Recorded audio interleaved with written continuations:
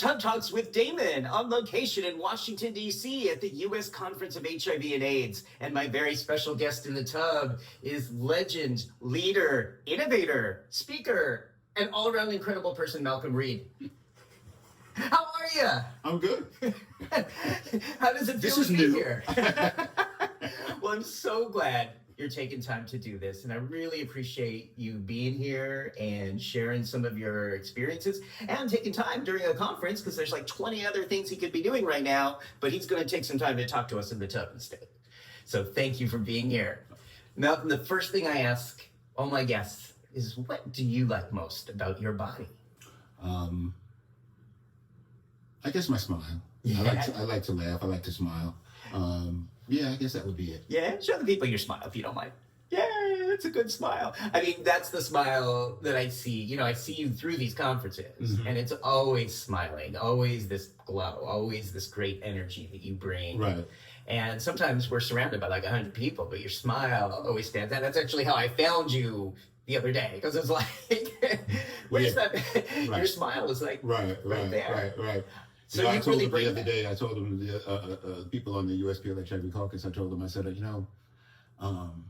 we were doing our opening, and he said, what is something that people don't know about you? And I said, I'm an introvert. And everybody was like, wait, what? But I really am. It's like, there's a point where I get to people overload, and it's like, okay, I gotta go. Which is a great time to jump in the tub. Mm-hmm. This is another reason why I love this series. Well, tubs have always been, I've always been I've always sat in the tub to chill, to relax. I've been watching TV in the tub for years. Long before, I've actually shocked myself in the tub. Because, back in the day when the little portable TV and the antenna would break, so you'd stick a little hanger in there. Right? Yeah. So I was in the tub and, picture was going and I reached over and grabbed it. Oh, no. Oh, I felt wonderful for the rest of the day. Okay. You were charged. Charged me up. You were charged. Before there was a charge. Yeah. That was a charge. Yeah, definitely. Wow. Okay. And now, is it at least, do you have a tub at your house? Oh, yeah. Okay. And I won't move into secure? I won't move into a house. Well, now I stream everything, so I bring my iPad in there and just, wow, you did. Okay. Do you have a way of securing it so it doesn't fall in? Yeah. Definitely it's not going to fall in. Yeah. Okay. Okay, good. Technology is a good thing, which is some of what we're going to be talking about, is using technology for better, for good. Right. I didn't even know how much I liked tubs until I started doing this series. But in Brooklyn, I have a pretty good tub. And it's pretty hard to find hotels now that have tubs. Yeah, that's true. I encountered this trouble at our conferences sometimes. That's true. So I think it's a dying art in this country. Yeah. And we need to keep that. Yeah, definitely. Speak definitely. to that. Baths are relaxing. Yes. So Malcolm, the conference theme this year is aging with HIV. And for those who watch this series, that's been a constant theme over the last 5 seasons. But I want to ask you, what does that mean to you, living with HIV, aging with HIV? It means, at this point in my life, it means success. It means achievement. It means overcoming. The process of aging with HIV, from the time that you are diagnosed to the time that you get to the acceptance phase to all of that, that is something that you have to deal with, right? The stigma. When I was diagnosed, it was 1996, and so it was still stigma. Even though I was out as a gay man in Atlanta, a lot of my friends in New York, where I'm from, didn't know. And it's about the stigma of being gay, the stigma of living with HIV. As Magic Johnson mentioned yesterday, the issues and the stigma and everything else and the homophobia in the Black community, all of that, right? So what did that actually look like when you were first diagnosed? How did that appear? So I'll go before my diagnosis, right? Because for me, the battle of stigma and all of that happened when I realized I was gay. When was that? Let's see. I moved from New York when I was 23. So I guess about 17, 18. playing basketball, you know, looking at guys in the locker room, the whole bit, right? So I moved to Atlanta because I grew up in the projects in New York. I didn't want to be gay in the projects. I just couldn't do that. What area, New York? In the Bronx, Castle Hill projects. And even still moving to Atlanta, I was doing things, I was living life as a gay man, but I was still closeted, right? I would go out at night, I never went to a gay bar because I didn't want anybody to see me. So I was doing those little creepy little night things, walking down the street, hey, how you doing? You know, that kind of stuff. Yeah. And then in, what did I say? So it was 1980, right? So 85, I had my first boyfriend, and he took me to a couple of gay bars, and I was like, okay. And even then it was, okay, I'm with him, so I'm safe, you know? So you were aware of AIDS or GRID at the time? Ish, yeah. People were talking about it and everything else. It was a white boy disease. Mm-hmm. Then in 1991, I started getting this lymph node on my neck. My mom was a nurse. So I read in Ebony magazine about this black boy who had this thing. And it started with a bump on his neck. So I panicked, I freaked out. And I remember I lived on 3rd Street in Atlanta, which was right down the street from the Ponce de Leon, right near the Krispy Kremes. There was a phone booth outside the Krispy Kreme, so I went to the Krispy Kreme's phone booth because I didn't have a phone in the house. And I called my mom, and I was crying. I was like, I remember the smell of Krispy Kreme donuts as we were having this conversation. It's amazing how smells make you, until this day, every time I smell a Krispy Kreme donut, I think about that conversation. And my mom said, go to the doctor, get this checked, but do not let them give you any medication. My mom saved me from AZT. And so I went to the doctor, and the report came back, medical terminology, lymph node, inflammation, it said something to the effect of, this could be HTLV3, right? Okay. I had never heard that term. I didn't know what it was. I was like, okay. And so my mother just said, eat right, take care of yourself. Da, da, da, da. And in a couple of weeks, the lymph node went away, right? And so I lived my life. I lived my life for 6 more years, 5.5 more years, right? And did not get tested? Did not get anything. Did you, HTLV3, was that, did you know, or I didn't really know. Uh-huh. We didn't have ChatGPT, so I can. Funny, good segue, yeah. Right.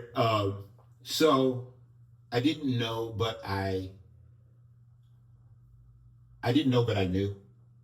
Mm-hmm. I knew what it was. Yeah. You know, HTLV3, whatever. Yeah. You know, there were all kinds of things going on that you could read about. Yeah. And so I said, okay. Then when ARVs came out, and I don't remember exactly why I said, okay, now I can go. I don't remember being sick. I do remember being scared. Okay, I know this is in my body. It's going to come to fruition soon, blah, blah, blah. Friends of mine passed away. So I said, okay, let me go to the doctor and tell the doctor. And I told the doctor the whole HTLV3 story and everything else, and he gave me a test. And when the test came back, he said, do you want to talk to somebody? And I said, no, I kind of expected this. I kind of knew. And he put me on Viracep and Compavir, and I started taking them. And then shortly after that, I met my husband.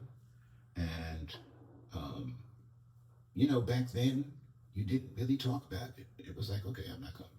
And then my husband got sick. And I said, are you HIV positive? And he said, yeah. And so then we started taking care of each other. And that was 1997. And we've been taking care of each other ever since. Wow. And that's real. When you think about some of the work that I do with criminalization and everything else, and you think about, okay, people not revealing their status. So many people weren't revealing their status. There was so much fear. It was like, and if I tell this one person, I don't know what he's going to do with that information, And so, yeah, that was just something to think about. So to answer your question, my fear and stigma was with me long before my HIV diagnosis. I had to live with it as a black man growing up in the projects, as a black kid growing up in the projects, and dealing with all of that stigma. And it just rolled, one stigma just rolled into the other. It was almost impossible for me to separate those layers.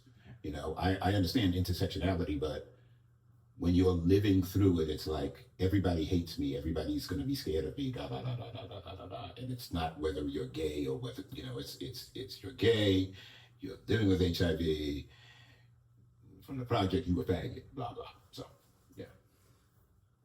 During those 5 years when you were kind of in that limbo, sort of knowing but not knowing, was there anyone you could talk to, or any way you could get some support? My friend Linda. We talked because, and I think when did I say this? I was in a workshop. Oh, yeah. I was in the Caucus Institute. The first person that I know living with HIV was a black female, which is odd for a gay man, right?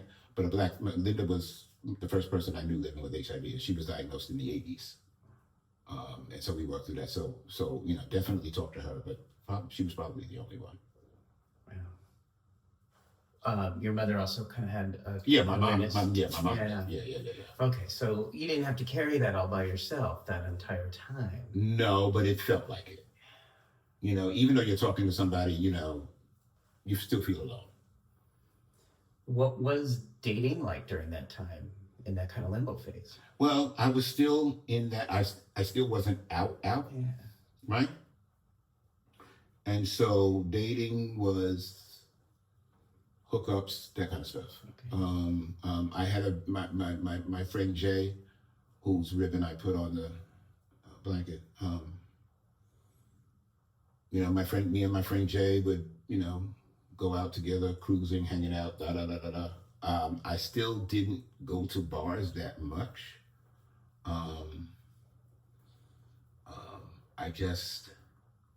It just wasn't my scene. I didn't know how to act. So, that just wasn't my scene. So. You didn't know how to act like... I didn't know how to walk into a bar by myself and walk up to somebody and go, hey, how you doing? Da, da, da. Can I buy you a drink? I didn't get that, so, yeah. How did you and your husband meet? We met in a bar. We actually met at Loretta's. Loretta's? Yeah, Loretta's was on Spring Street and 3rd in Atlanta. Loretta's had a long history. It used to be called now my old ass brain's gonna forget. Shit. What the hell was the name of it? Because this is one of the first places I went when it was this was one of the first places I went when I told my sister and them that I was gay. Why can't I think it'll come back to me. But Loretta's, I was in a bar and I had been dating this guy, and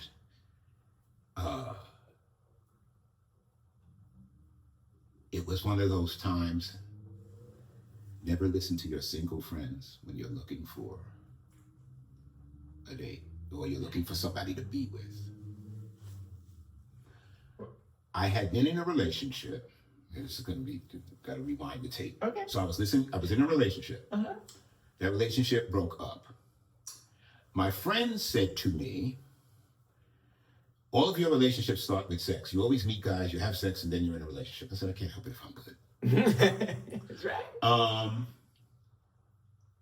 Then, so they said, you need to date somebody and just go out to the movies. And so I met this guy and we dated.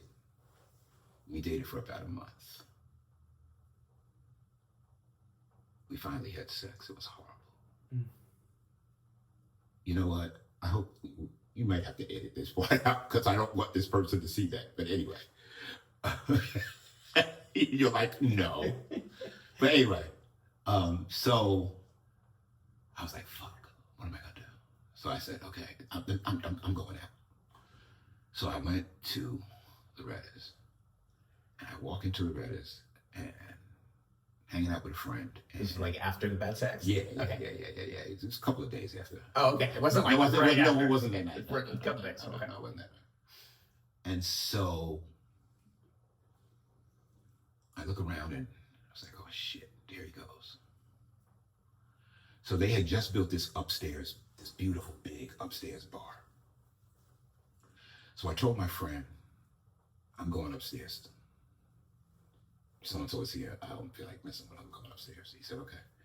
So I went upstairs and like I said, they had just really opened this bar. It really wasn't, people didn't even know it was there. The whole club was full, but that part of the club was pretty empty. So I go up there and I see these guys on the other side of the bar having a conversation. And the bartender comes around and he talks to me and he says, what can I get you? And I ordered my drink. And I was sitting there looking at them. And this guy that was in that group started looking at me. And then he walked around the bar. And he walked and he walked and he walked and he walked. And then he tried to walk past me. And I was like, oh, hell no. You're not just going to walk. You've been looking at me since over there. Why are you walking past me? So he came over to me and he said hi. And he put his hand on my leg and said a few things. And I said, what are you doing? And he said, I'm getting ready to leave. And I was like, you want a drink? He said, no, I'm already full. Do you want a drink? Now, segue. In Atlanta, if you are perceived as the male, the other person is not going to buy you a drink. That just don't happen. And the fact that when he said, well, let me buy you a drink, I was like, oh shit, okay. I'll buy you a drink. So he bought me a drink. We sat there, drank, we talked, and then he said, let's go.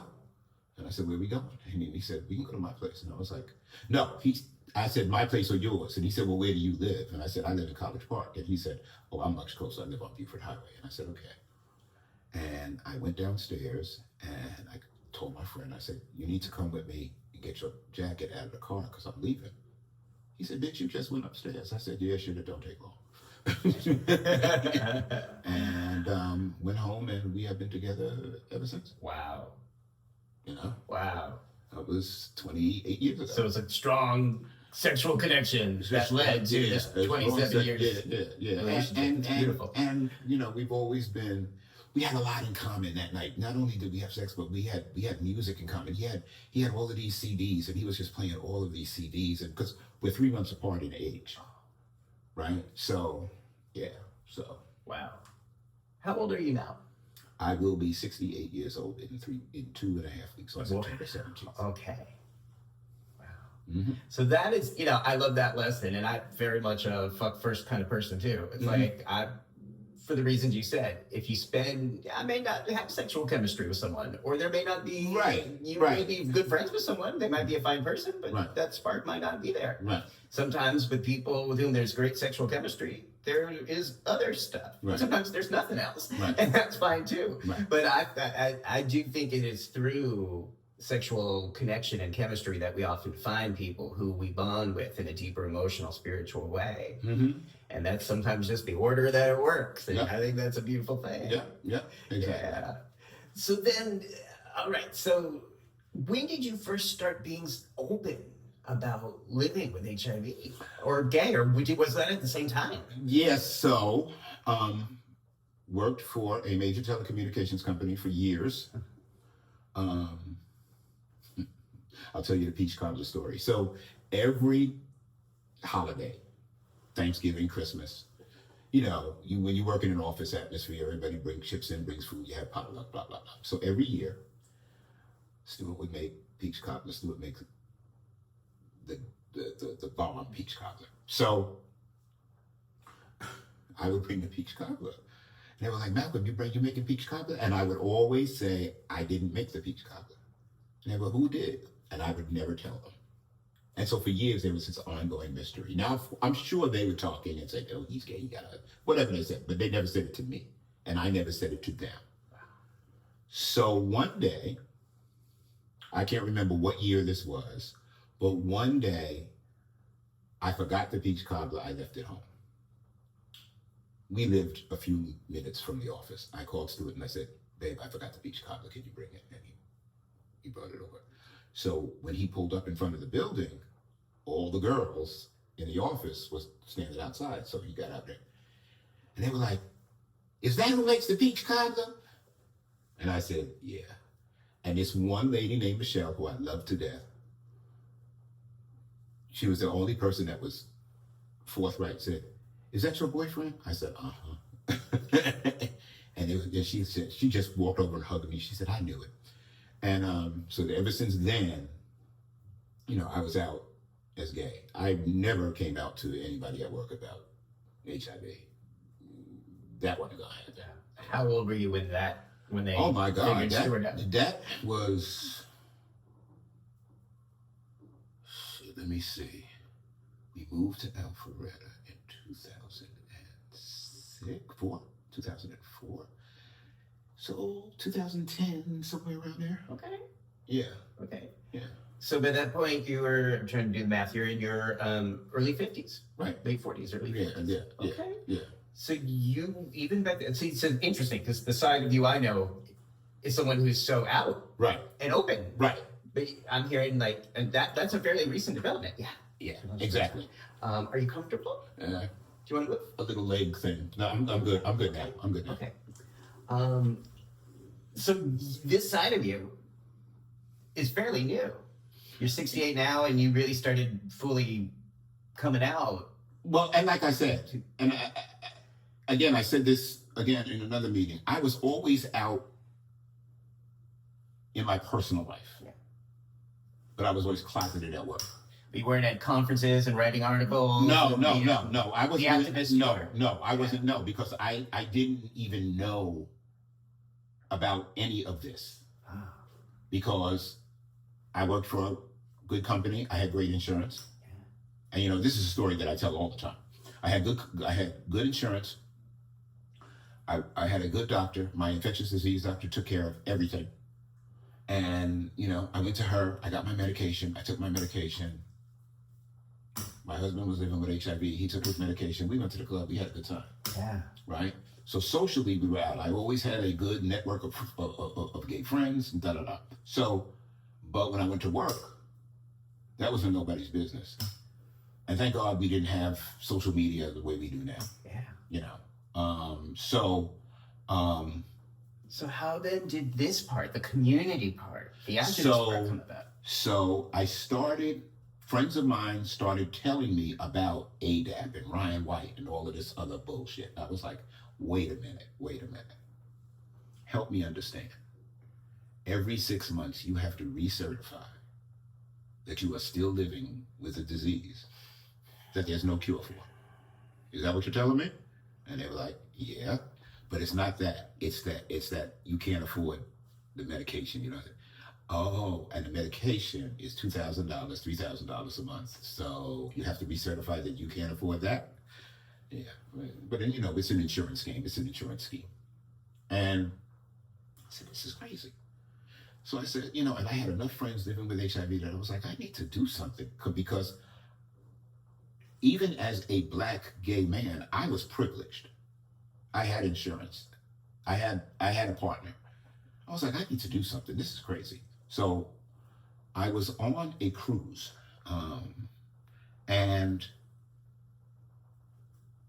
a friend of mine on this cruise, you know, it was the SDL cruise, and a friend of mine, Craig Washington, was doing a talk back kind of thing, And the subject of HIV, dating, blah, blah, blah, blah, came up.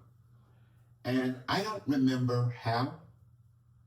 Maybe it was too many Bahama Mamas or whatever I was drinking at the time. But I ended up in front of the room saying that I was living with HIV. That back then we were saying we were HIV positive. And I said, I'm looking to do something in the community. I'm looking to, meet people. Because I said I'm privileged and, I just told that whole story. And another friend of ours, Jerome Hughes, rest in peace.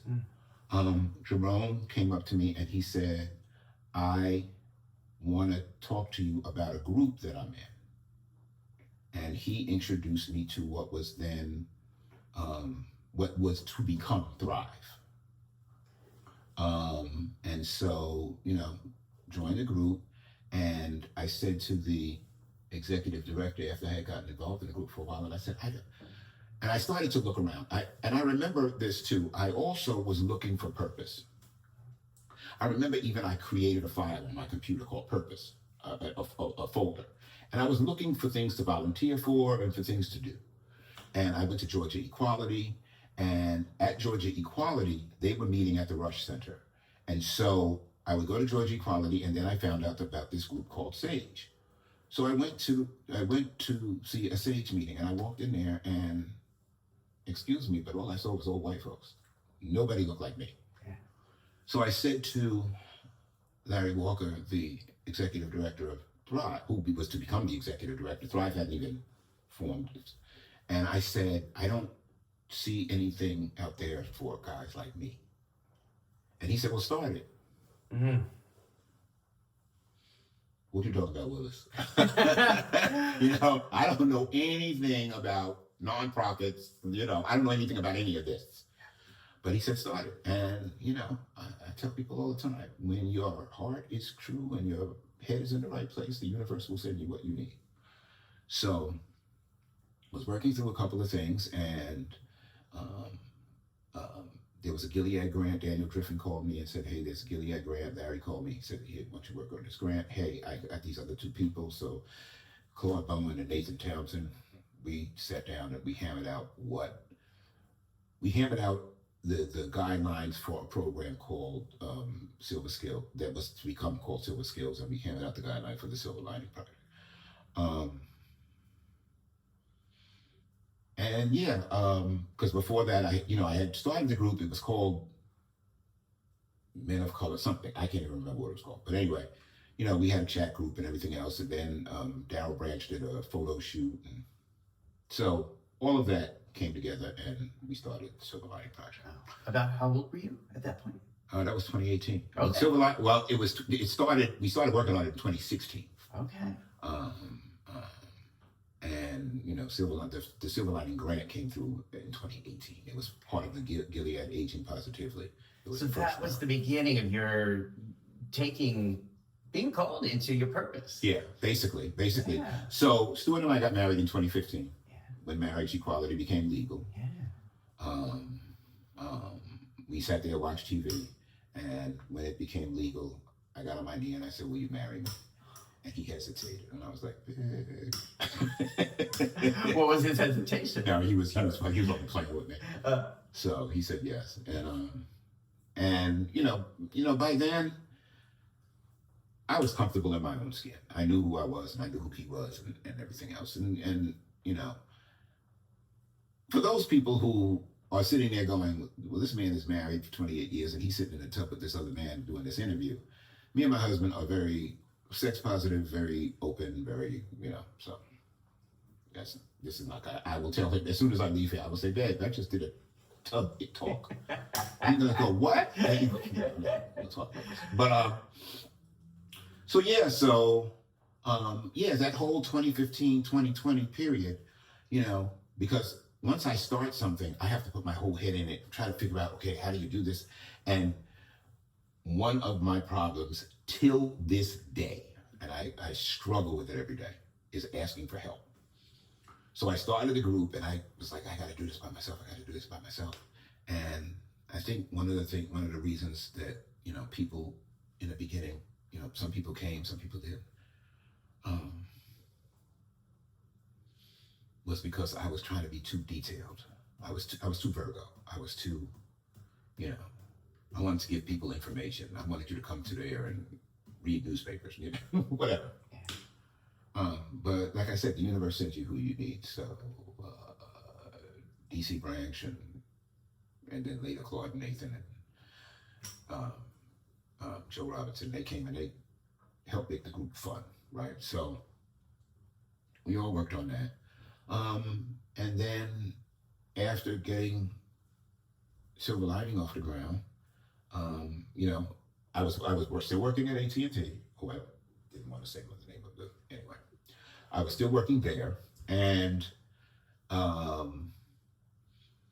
went through 2018, and in May of 2018, I started drawing a salary as a part-time manager of Silver Lining.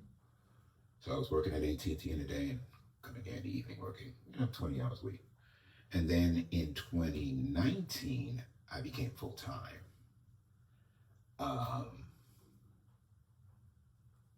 No, that's not right. I'm sorry.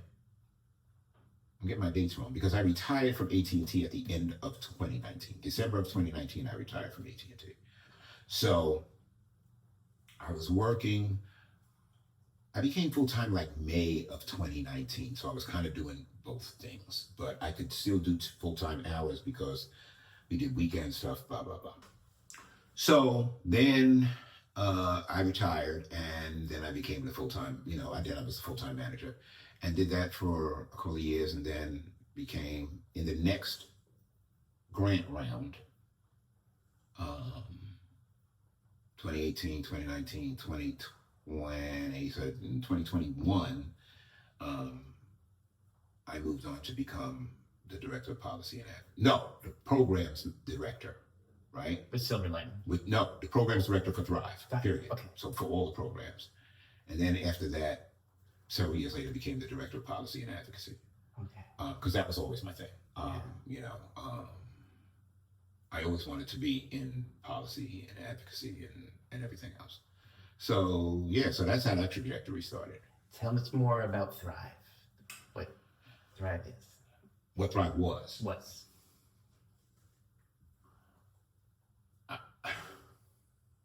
Thrive was the conduit for advocacy. Thrive was the lifesaver for many Black men living in Atlanta, living with HIV. Thrive was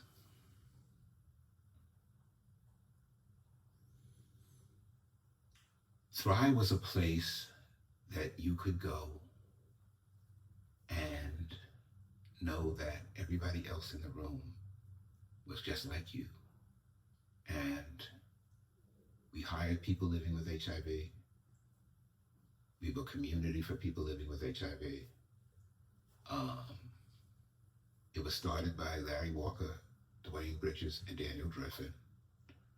And it became a shining star in the community for Black gay men living with HIV. And then shit happened. So there was some conflict on the board. This Black woman, not living with HIV, didn't come from community, didn't know anything about HIV, ended up being the board chair. And in the space of the last year, Thrive just closed their doors maybe a month ago, 3 weeks ago. Oh. But in the space of a year, from the time that I left in April of 2024, and the rest of the leadership team was gone by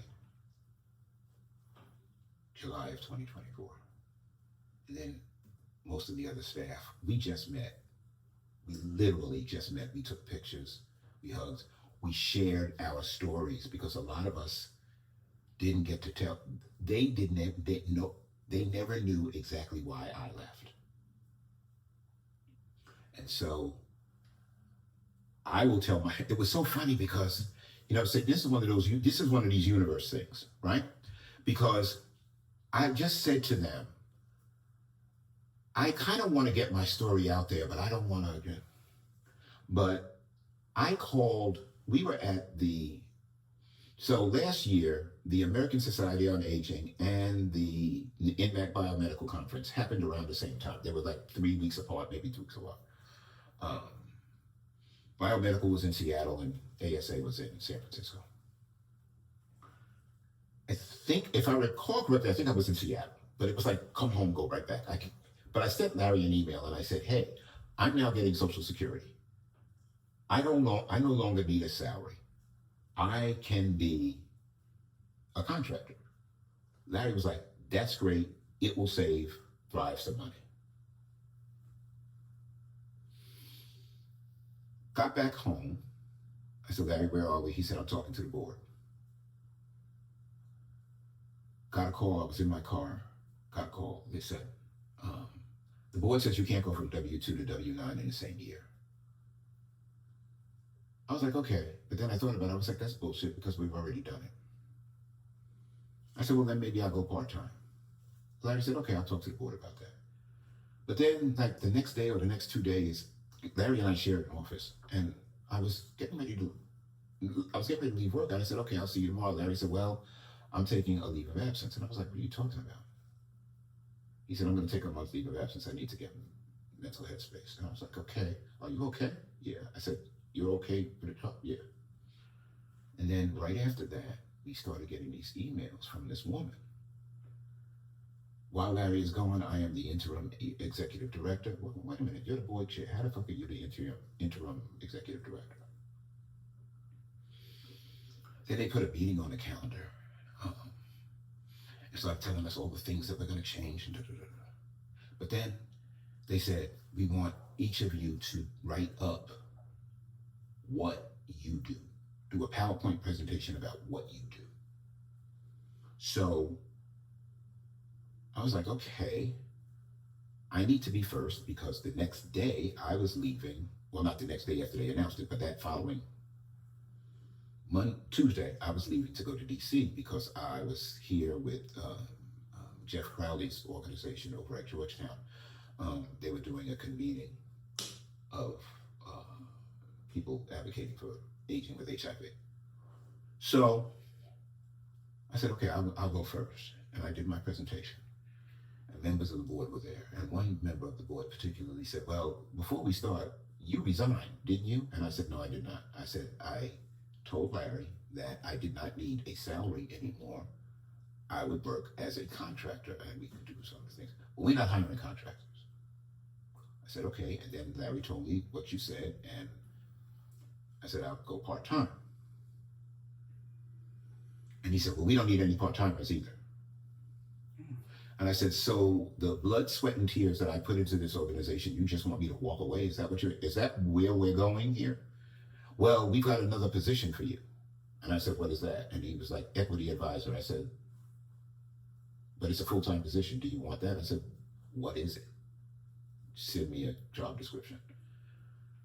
They didn't even have the job description yet. So the next day I had to go to DC for this convening. So the other member of the leadership team was coming back from vacation. He called me when I got off the plane. I flew into BWI, right? So I got off the plane and I'm getting ready to go to the train. And he said, Crystal wants you to call her. No, he said, what's going on? And I told him what was going on. And he was like, this is crazy. He said, Crystal wants to know where you are. And I said, I told her yesterday that I was going to DC. He said, well, I said, I'll call her. So I called her. She says, why are you in DC? I said, because I'm on a panel with national HIV aging advocates. She said, how's that helping Thrive? I said, Crystal, the fact that you asked that question indicates to me that you don't know what we do. She said, well, I don't like your tone. I said, I don't like the question. I said, do you know who I am? I said, I am a nationally known HIV and aging. I said, I'm a nationally known HIV advocate specializing in HIV and aging. Yeah. Well, every day that you're not at Thrive, you're not helping Thrive. I said, that's the most ridiculous shit I've ever heard. I said, but I tell you what, we'll have this conversation when I get back, because I'm getting ready to get on the train. When I get back, she put a meeting on the calendar, 5 o'clock Friday afternoon. I think it was Friday, could have been Thursday, whatever. And I get on with her and another board member, and the same board member, he's like, so you went to DC. No, first she says, we sent you an email. Did you get it? And I said, no. So she, oh, it got stuck in my inbox, in my draft. So she sends me this email. And it's this, she tried to write me up, basically. It also had the description of the equity advisor, but she was writing me up for accepting money from an organization while I was on Thrive salary. I was like, I didn't accept money from them. I didn't even get an honorarium. I got airfare and, airfare and hotel, room and board. So I'm not signing this. Mm-hmm. So then they showed me talk about this equity advisor position. I said, no, I'm not taking that position. I said, that's not what an equity advisor does. I said, that's not what an equity advisor does. So, she says, well, then are you resigning? I said, yeah, I guess I am.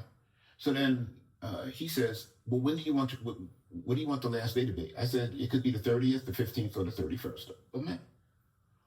When are your paydays? You don't know when the paydays are? You're on the board. You're getting ready. I said, the last day and the 15th of every month. He says, okay, well, I guess we can make it the 30th. It was April 26th or 27th, one of them. It wasn't long. I was like, okay, fine. He said, put together, a list of the things that you do, and we'll have a turnover meeting.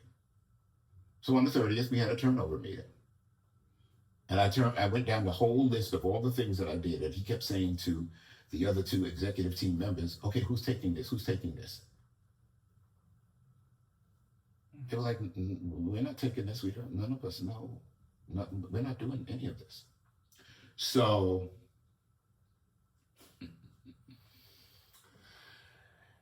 I left. That was it. That was my last day. Walked out the door and kind of had an emotional breakdown in the car. But then on May 2nd, I filed the paperwork to start Unity New York Advocacy Group. Mm-hmm.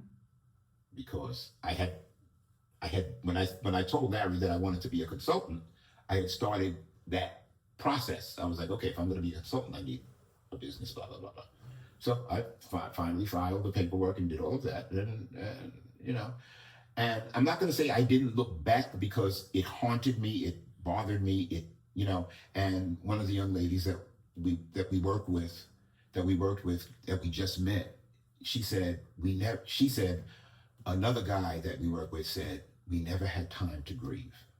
Because after that, 2 weeks later, another member of the executive team called me and said, the 31st is my last day. And then when I went to Munich for the International AIDS Conference in July, that's when Larry Walker called me and said they fired me. Oh. So, and then everybody started dropping like flies, right? I mean, because they said that this woman was Attila the Hun. She came in there, she was abrasive, she was, whatever. But I have heard since then that, they were putting things out that I was stealing money, that I was doing that. I was like, okay, if I'm stealing money, then, prove it, but I didn't. And one of the things that I will say, one of the things that I was doing was I was driving rideshare because I needed extra money, right? I was driving rideshare, I was driving, Lyft or Uber, but I was doing it on the way to work, mm-hmm. Right? I would set the app, drive to, I would leave my house at 6 o'clock in the morning. I didn't have to be in the office till 10. So I would drive around, make some money, and then drive to work. One of the board members worked at Mesa, and then use that against Larry and told Larry, well, we know he was doing that because he dropped off one of my employees. It's just a fucking mess. And not only that, but because they didn't know what I did, they didn't know that I was working at night. Like, I would go home and we would have USPL HIV caucus meetings from 6 to 7. I would have a call for the Georgia HIV Justice Coalition from 7 to 8, on Thursday. So I had all of these other caucus meetings and everything else. So they didn't even know that. They didn't know anything. They didn't ask any questions. So, but anyway, they took over the organization, and within a year, they're now closed because they didn't know what the fuck they were doing. And it's a shame for the Black gay community and Black men living with HIV in community because, where do they go now? So, yeah. How does it feel talking about this right now? It actually feels, I am so thankful to the universe for putting all of this together because I never expected this to happen. I never expected to see all the members of Thrive at the conference. I kept running into Thrive people and I would go, oh my God, it's so good to see you guys. And we literally just had a session and we sat around and we all told our stories. And I just texted them a little while ago and I said, after our meeting, because I was I had another meeting to go to, a virtual meeting, and I said after our meeting I went back to find a place to sit and start my meeting, and I just started crying because I was like, holy shit, I never expected this to happen. But I said, I just wanted you guys to know I never said goodbye. I said, because this shit happened so fast. I never really, we hugged and everything else, but I never really got a chance to say goodbye. And I never told you guys why I was leaving. And I told them what I just told you. And one of the people said, I'm so glad to hear that because that is not the story that we got. And I said, I know. Oh. I know. They trashed us. They trashed the executive leadership. Why? We did this, we did. Any idea? I don't know and I don't care. Okay. The devil do what the devil do. Anyone who knows you, even for a minute, knows that you have so much integrity, so much compassion. Well, and this is the other thing that the universe has sent me this week. 3 people, before I even saw the Thrive folks, 3 people came up to me at this conference and said, I heard Thrive closed. I heard all the shit they were saying about you. We knew it wasn't true. It was like, it was coming out of nowhere. And maybe because this is an HIV and aging conference, I came to this conference knowing the work that I've done for HIV and aging. And I was a little bit upset that, when I looked at, all the people that were up in lights, I was like, nobody called me and asked me shit. But that was okay. And I was like, maybe they got my Thrive email. I don't know. It really doesn't. Now it doesn't matter. That's just human jealousy, pettiness. Yes, okay, it happens. Get over it. But I am so gratified right now that people walked up to me, told me they knew, like you just said, they knew of my integrity. They knew, who I am and everything else. I love USCHA because when you come to this conference and you see people and it's just like a family reunion, it's, oh my God, oh my God, oh my God. And so, yeah, it's been... Thank you for sharing that. Yeah. And I'm glad you're telling your story. That's a lot of what we're talking about too. It's just sometimes unburdening yourself. Mm-hmm. Sadly, you worked in corporate and now you've worked in nonprofit, mm-hmm. and it just seems like the running theme in my 35 years in this field is that the sort of inner attack, backstabbing is so, I don't want to say it's everywhere, but it's so common. And I left corporate America thinking that I was coming to a nonprofit space and thinking that everybody would be all altruistic and kumbaya. And I think that's one of the things that got me. It was like, oh shit, no, that's not the truth here, so. Well, I know the people here know you, and that the people you've helped know you, mm-hmm. and that's what, I hope you're hearing that part too. Yeah. They know that was bullshit, and you've helped so many people. Yeah. And again, I'm just like, that this started in your 60s, that most of this work and advocacy has been in your 60s. Yeah, how about that? Is beautiful. And now I'm starting another chapter with my own consulting firm and all of that. So it's good. Life is good. You have to live life. You have to live life. You don't give up. You just keep going. You take your lumps. You go. It's the cycle of grief. And that's what we talked about. We never had a chance to grieve, and it's the cycle of grief. And I went through the cycle of grief, and I accepted. This is a whole nother level. This is vindication. It's like, oh, okay. Yeah. Because at no point did I ever reach out to anybody and say, hey, how do you feel about what did I ever do anything to you? Blah, blah, blah. I wasn't going to do that. I wanted to just put it behind me. And it was hard, but I didn't, so yeah. So the grief is still there, and it hurts. I mean, it's different in the nonprofit world when we are part of the community we're serving, and the backstabbing and pettiness happens. Right. It hurts in a different way, from my experience, than from just working in a corporation or dealing with. I have got to get up because I have scoliosis in my back, so I cannot sit here much longer. Okay. Are we almost done? Okay. Do you have like 5 more minutes? Yeah. Are you in pain? A little bit, my back. Go ahead. Can I do anything? No, I'm good. Okay. Last thing was just talking about how now you're moved into the world of educating us about AI, about the advantages and opportunities of AI. Because a lot of us at this conference are older and suspicious and don't approach AI with maybe an open mind and open heart, but you're helping to change that. Let's just talk about that. Yeah, so I'm working with a company called Versante Connect, and Dr. Mohammed Carter has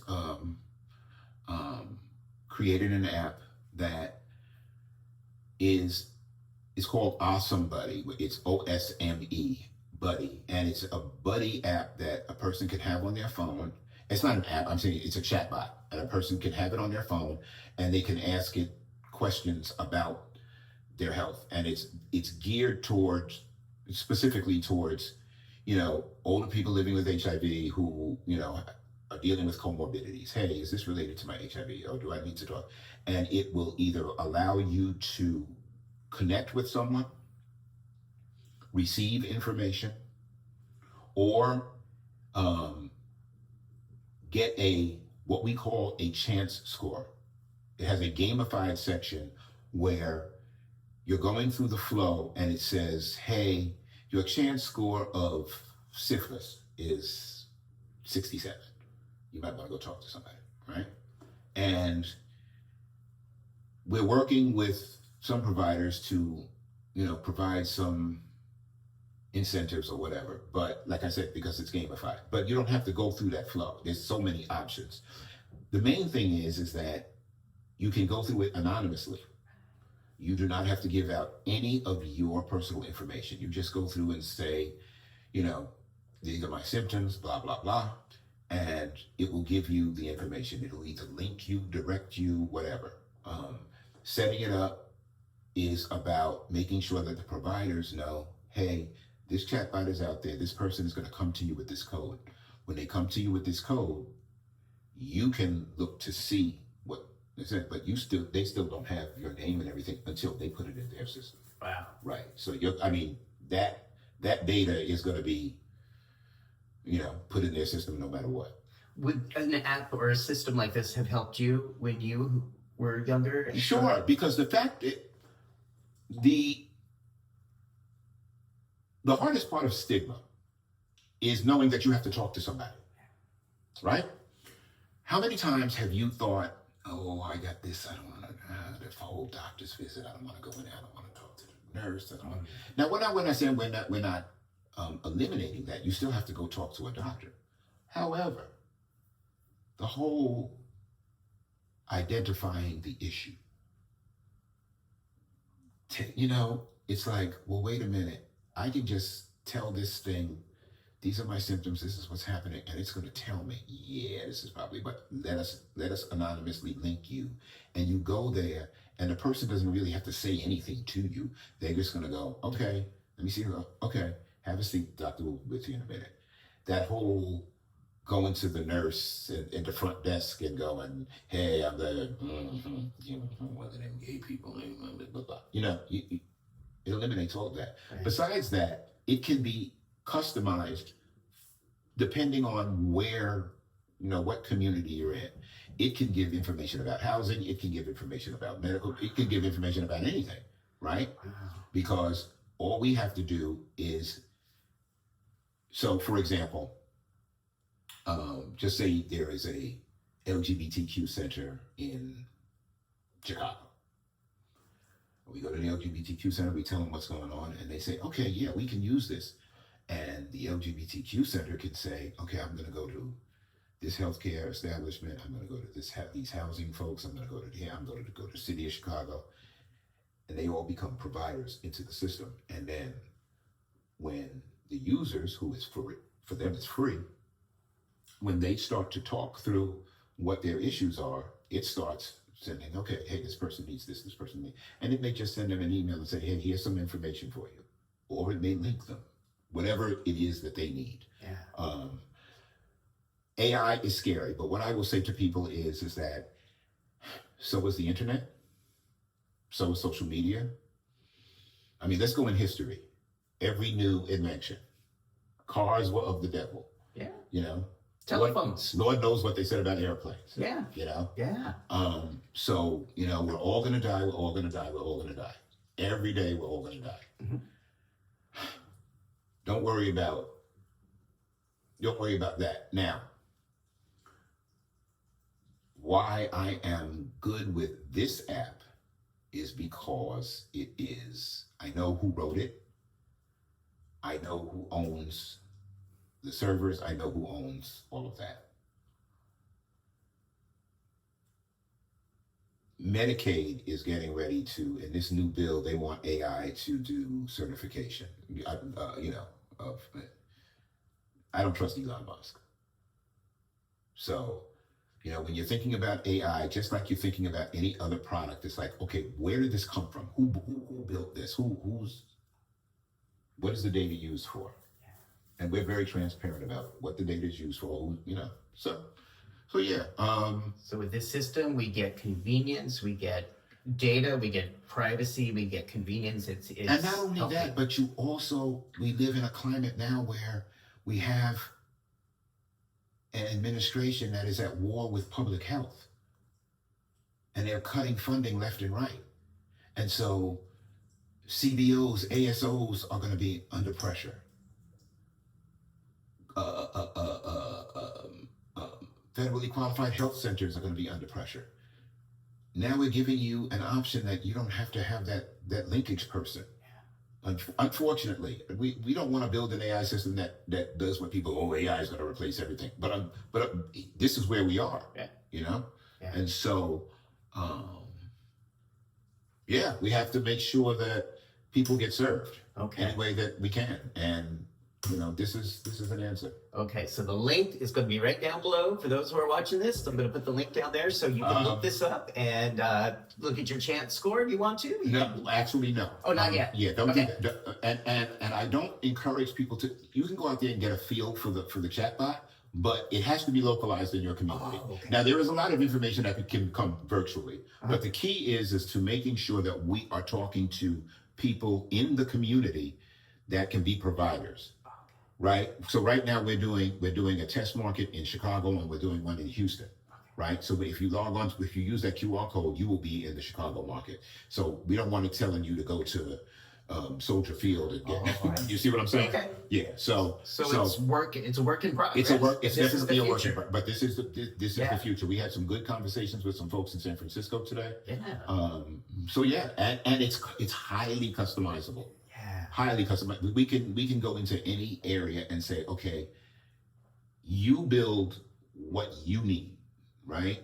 So if people in your area it's not just built for older people. It's built we have, chatbots for younger people. Like I said, we gamified it. It started on college campuses, all of that. So we can structure it any way you want. Wow. Thank you. Yep. Thank you for your time today. Thank you for taking this time with me, for sharing the benefits of your information and your insights. Okay. I really appreciate this talk. And again, I really wanted to have you speak to these issues. I hope that people learn something, that you'll also think about this and have these chats with your friends in your bathtubs or wherever you have your conversations. Subscribe to Tough Talks with Damon right down below and you'll get to see a whole bunch of them. And also if people want to follow you on social media, I'll put your contact information. Yeah, right. You'll be like, okay. Yeah. Okay. Definitely. You can follow me on Facebook at Unity Arc Advocacy. You can follow me on, I'm so terrible with social media. Facebook, and also my personal is Mal K Reid, which is MALKREID. Instagram is mreid5. I'm supposed to be building a Unity Arc Instagram. Okay. When that happens, let me know and I'll put the link. I'm old and slow. You're great. You're fabulous. Thank you. It's You're welcome. very generous of you to spend time with me this afternoon. And I cannot wait to see what you're going to do next. Okay. This has been amazing. All right. Thank you, Malcolm. Have a great day, everyone. Thanks, everybody.